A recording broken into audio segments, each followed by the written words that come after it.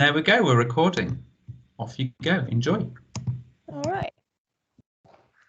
So, hello, I'm Jessie, and I'm going to be teaching you about the changing patterns of disease and the role of medicines and health policy, specifically aiming at how to write an essay on it in a very comprehensive way and score lots of points.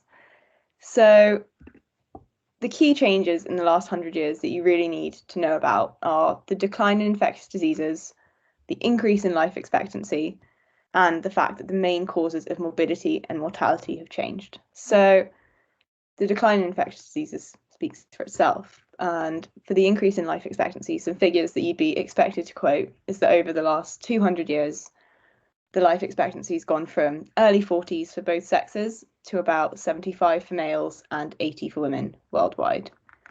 And the main reason for this change is the decrease in infant mortality. And the causes of morbidity and mortality have changed in that there are much fewer infectious disease causes, and we're trending towards much more heart disease, chronic illness, cancer, and all of that. We should also outline what morbidity and mortality mean here, because they can often get quite confused. So morbidity just refers to the disease states and them occurring. So people having diabetes, that's a morbidity. Whereas mortality refers to death. So death by lung cancer would be a mortality statistic. And just before we move on, to summarise, the key causes of death in the 1900s would be influenza, TB, gastroenteritis, heart disease, and accidents. Whereas now, heart disease, cancers, strokes are the key causes. So just looking at the syllabus and what I'd like to cover, that's all here. Hopefully it will cover it. So whenever you're talking about changes in the patterns of disease, you can just refer back to this figure. And that's just showing you generally how many people are dying, what's causing them to die, and, through time. And the key thing to highlight here are the three different periods of medical development. So first we have improved nutrition, improved sanitation, and then we have, further industrialization and modern antibiotics and, development of hospitals. And as you can see, these lines are drawn and you do have some pretty steep decreases after each era begins. And so being able to quote the years that they occur and why they help is important. So for improved nutrition, that's about, reducing famine and increasing the effectiveness of your immune system. You should also be able to quote kind of when industrialization was, and this is kind of late 1700s, early 1800s, so around where the registration of deaths line is here, maybe a bit before. So what's causing the decline in deaths due to infectious disease? Well, as we talked about, nutrition, sanitation, and changes in lifestyle. And diphtheria is one disease that people really like to quote when we're talking about it. I'm just going to show you the graph of diphtheria for a second. So as you can see, quite a steady decline, vaccines, next to nothing. So to go back, so diphtheria was the leading cause of death in toddlers in the late 19th century, but in the last 40 years, there have been less than 100 cases in the United States, and I think only 4 deaths in the UK in the last 4 years, so almost negligible. And this is really unique because its timeline, which we looked at before, is quite well linked to understanding of bacteriology and direct implementation of good sanitary practices. So some of the very steep drops are linked to these eras that we talked about before. But the key debate that we're going to be talking about today is, was this due to medicine and health policy, or was this due to societal changes? Was this due to the fact that people were moving into cities and away from farms, and we were starting to understand what good hand hygiene meant, and where is the line between health policy and social changes? But the key here that we're talking about with diphtheria is that we had great modern practices to reduce the spread. So good hand hygiene, vaccination, and some antibiotics. However, Thomas McCowan, who was a professor of social medicine in Birmingham in the 1900s, the late 1900s, and he's regarded as a major philosopher of medicine and epidemiologist, and he champions the view that diseases were declining well before medical interventions, such as vaccinations, came into standard use. And he says that this decline wasn't at all due to medical understanding or interventions, it's all due to the changing social conditions. So to illustrate that, we have a quote from him up here. And the social conditions that he's referring to here are some of the things we talked about before that could be argued as more policy changes. So enhanced nutrition or increased hygiene. There are also some changes that he argues, such as reduced virulence of the microbe and increased human immunity, that just means some of the pathogens just became a bit less intense and less likely to cause mortality, and that also reduced deaths and increased lifespan. So he's often quoted when you're trying to discuss why modern medicine is less important, and even preventative measures specifically. So Thomas McCowan, to summarize, is all about changing social conditions, and he just says that all of these patterns and all the changes to disease and the role of medicine have been pretty useless, and we've had such a reduction in mortality due to infectious disease purely because of social change. But the key criticism of McCowan is that he's downplaying sanitary reforms and public health measures. So here's another example of a disease, and we'll talk about whether or not that fits McCowan's hypothesis. So in 1869, there were 718 deaths from typhus in London. But by 1885, this had been reduced to 28, and at the beginning of the 20th century, there was none. Sorry, this is a figure in out of how many people. And tuberculosis as well, you can see from the statistic there, dramatically reduced. But these dramatic decreases occur before we discover what typhus or tuberculosis even is.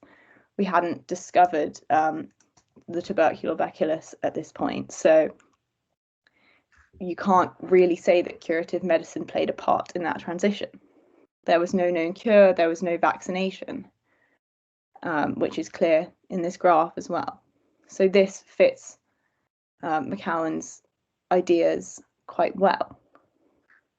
However, you then need to consider that hand hygiene was improving here as well, and that I would argue, is a medical factor. So here's just another graph about measles. So similar, another great disease to quote if you want to learn some of the statistics from the graph. So further criticisms of McCowan, if you want to find someone to be his nemesis, that's Sretzer.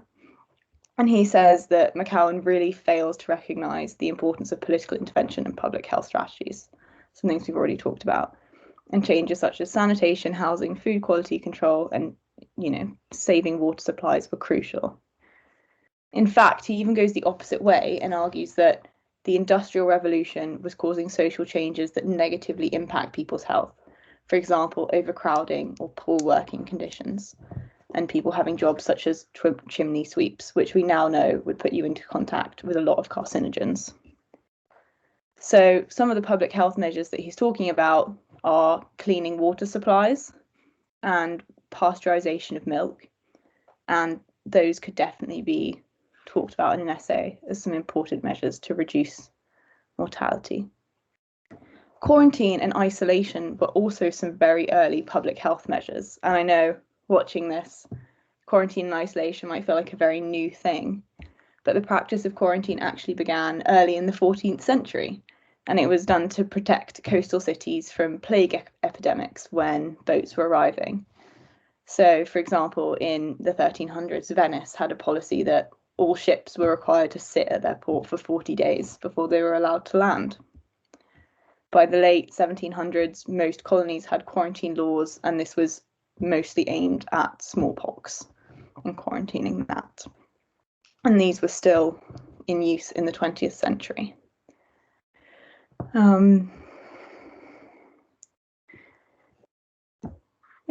So again, to summarize, Sretz saying that the changing social conditions here really aren't enough. There are public health measures, there is an understanding of safety, even if, you know, we knew hand washing was good, even if we didn't know what the bacteria on our hands were. And you can't just blame or say that it was all due to changing social conditions, because actually these social conditions really weren't great. So again, another reason for public health being very important is if we look at the cholera epidemic.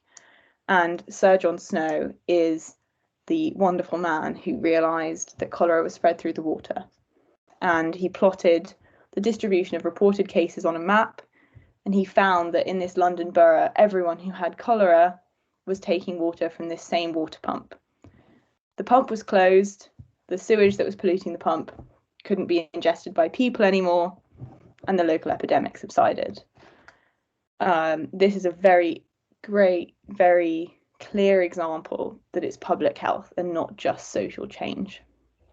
Snow then went on to describe the etiology of cholera and the mechanism of transmission spread by water, and in this way understanding, sorry, my computer's dying. In this way, you know, understanding and the microbe, understanding the pathology really helped.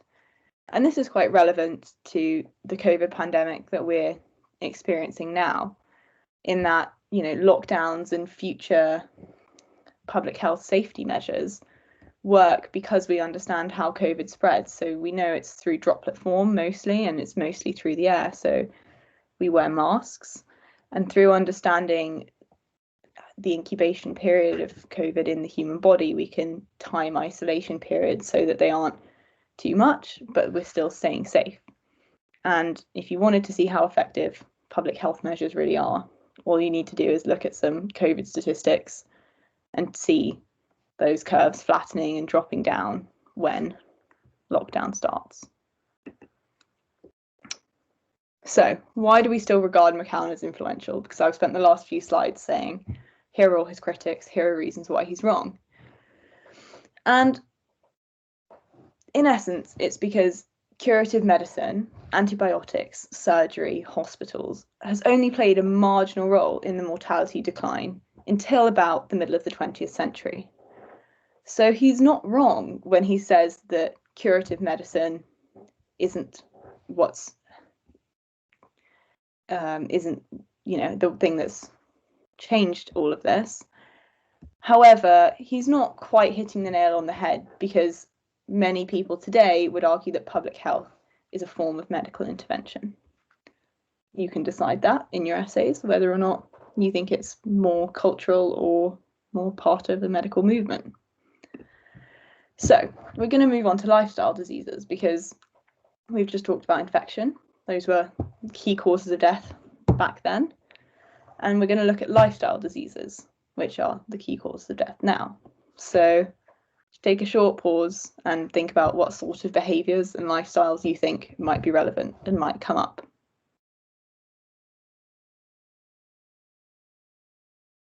There are lots. So whatever you're thinking, you're probably not wrong. We're going to start with smoking. So smoking, especially in the 50s and 60s, was a very common thing to do. It was endorsed by doctors when it started. And these days, lung cancer causes nearly 40,000 deaths in the UK alone, and that's 1 in 5 cancer deaths. So very, very significant causes of death, and just due to lifestyle, and something that's become much more prevalent in the modern day. However, it's not as simple as smoking or alcohol or obesity. It's these days, your life expectancy is unfortunately very deeply linked with your socioeconomic status. And this was very well displayed in the Whitehall 2 study. So this study was of civil servants, so fairly similar people job-wise across the UK, but obviously all doing different employment grades. And they showed an inverse relationship between the employment grade and morbidity of the people in their study, and showed that the people with lower socioeconomic status, exercised less, had a poorer diet, were more likely to smoke, more likely to be obese. And it's not this lecture that's going to cover it, but there are so many reasons why that occurs. But when you're discussing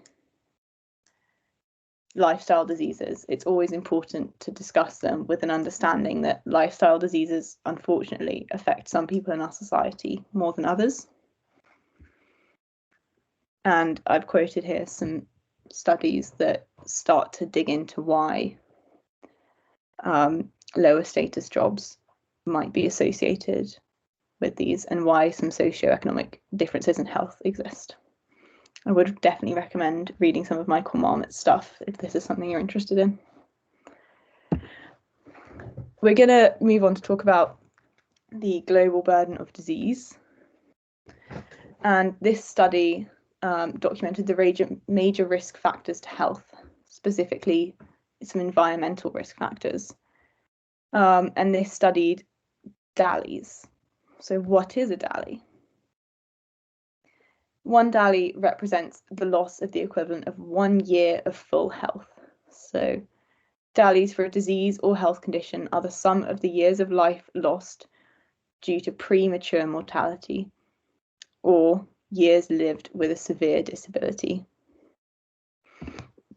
And what this study decided was, in order, the key causes of DALYs, so this reduction in 1 year of full health, were all of these things. To pick a few: hypertension, diabetes, air pollution, which are very modern problems. High blood pressure is a very modern problem, as is diabetes, and air pollution was, beginning to become an issue along with the Industrial Revolution.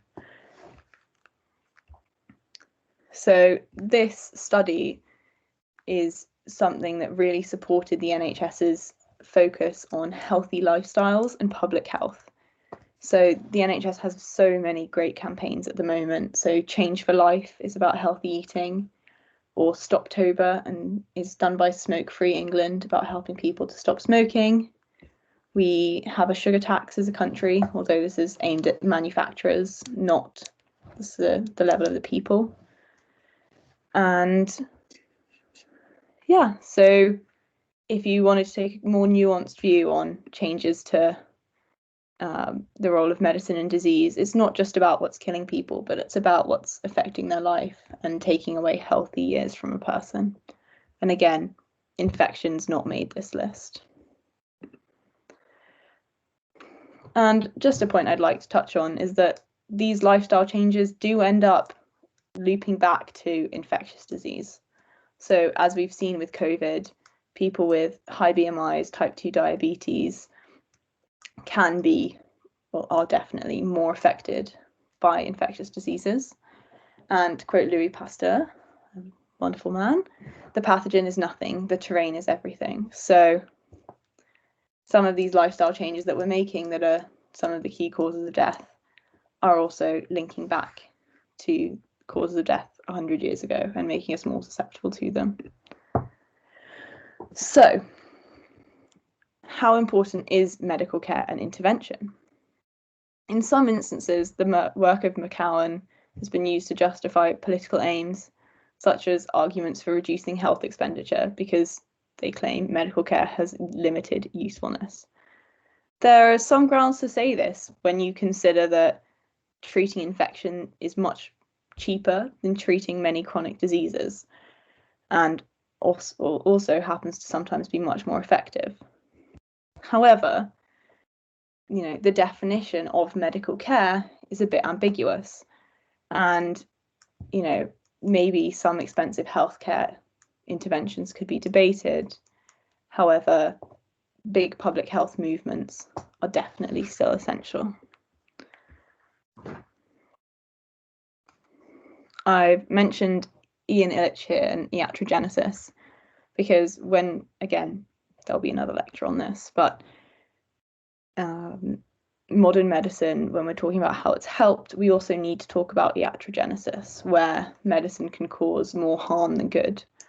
And he was deemed a medical nemesis because he was so against medicine and some of the harms it can cause. So he talked about social iatrogenesis, how life has become medicalized and every problem should be treated by a drug and a doctor and you can get fixed. And again, that kind of bleeds into cultural iatrogenesis, how people just cannot cope without medicines and healthcare. And the third type of iatrogenesis that he talked about was clinical, where the side effects of treatments can be unwanted and damaging. So when we have a look at some of the example exam questions and what have been the main factors influencing mortality rates in Great Britain over the last 150 years, you would want to talk about all the things that we've been through today. So how illnesses have changed, how your lifespan's changed, and the key causes behind this, from social changes, like McCowan pointed out, to public health changes, to real medical discoveries, such as antibiotics. And when you start to talk about these medical changes, you can go into the nuances of, have they done more harm than good? And specifically look back at the iatrogenesis that we just talked about. Another example question might be, how have mortality rates in the UK changed since the middle of the 19th century? And what are the most likely explanations? So very similar question, very different wording, but you were basically just highlighting again the changes from infection to chronic disease. And unfortunately, the causes of many of these chronic diseases are the lifestyle choices that we make. So just to highlight everything that I've talked about, we're just going to look at some pictures. I was hoping to go through this with some people, but I don't have much of an audience today. But this is 1997, and again, minimal infectious disease, many chronic diseases. So heart disease, stroke is not chronic, but can be caused by, well, a lot of risk factors for strokes are lifestyle diseases, lifestyle choices. And again, this is more recent. This is from 2014. Key causes of death in males and females. Lots of cancer and very little infection. So yeah, that's all from me for today. I've hopefully covered the changing patterns of disease and roles of medicine and health policy sufficiently. And if you have any questions, please feel free to drop me an email.